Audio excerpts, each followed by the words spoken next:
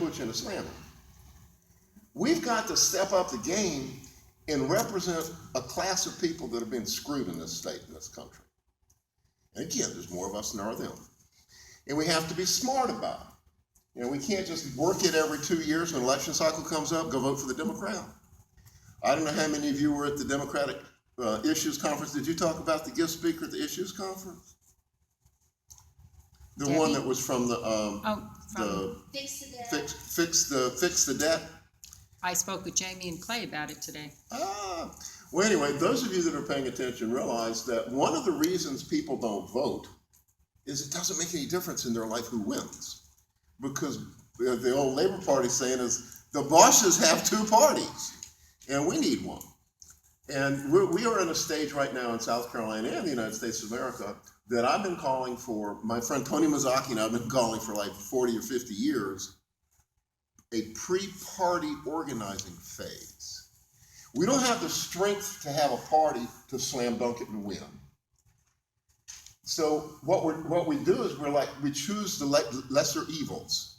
We'll hold our nose and go vote for Vince Shaheen, who came out and supported the right to work out. I'm tired of doing that. We're not building a movement doing that.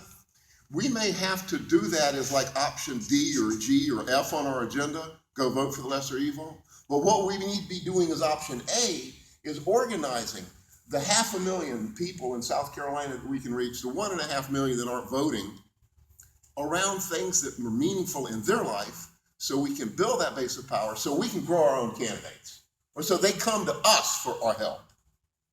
The Democrats don't go to poor people. The Democrats didn't count on organizing and mobilizing that 250,000 people that got screwed by Nikki Haley when she turned down their Medicaid cards. Now, they're going to vote for us anyway, or they're not going to vote. And so ever since Ronald Reagan was president, y'all need to put this in your minds. When he said that the government is the problem, not the solution, it basically changed reality in the United States of America and smashing unions and freeing up the banks and deregulating things. And if you follow like the income level from 1970 to now, our wages are flat. The CEO wages, the profits of corporations through the roof. Ain't no problem with, there's no problem with the economy here. The problem is we ain't getting trickled on enough. And so what we've got to do is to back up and realize that we just can't continue to play their game. We must have our own game. And that game is old-time community organizing around issues and values that touch people where they live, not some kind of abstract question.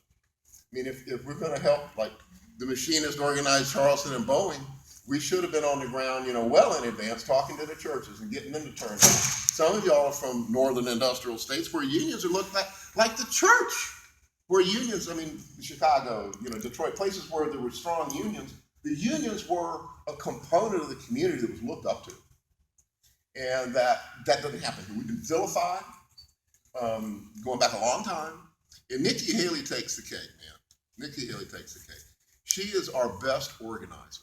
One of the things that's happening that I'm seeing in real time is the right wing becomes more strident. And let me back up a minute and tell you why the right wing can become more strident. Is that the way that the game is played, the game of democracy is played in the United States of America and in South Carolina, it's a lose-lose for us. It's a win-win for the money. If you look at who's paying for stuff and who's winning, it's the big corporations, even in South Carolina. The two largest lobbying groups in the state that put the most money into politics are the McNair firm and the Nelson Mullins firm, both led by former Democratic governors. Look at their campaign disclosures. They give max to everybody, so they win no matter who wins. Out of the money, like $20 million in a 4-year cycle that goes into electing South Carolinians to the legislature and the constitutional officers, less than 2%, a little over 1% of that comes from individual donations. So the whole game is driven by money that ain't us. And then what we've got is that people realizing that they're not voting. In the United States of America, we're not turning out in the top 10%, we're not even turning out in the top 100%. In elections all over the world, there are 137 countries where people turn out in a greater number than we do in America. Home of the free, land of the brave, and we've exported all our damn democracy because we ain't got none here. it's a hoax to go overseas, overthrow a government, and tell them we're bringing them democracy. Look what's happening.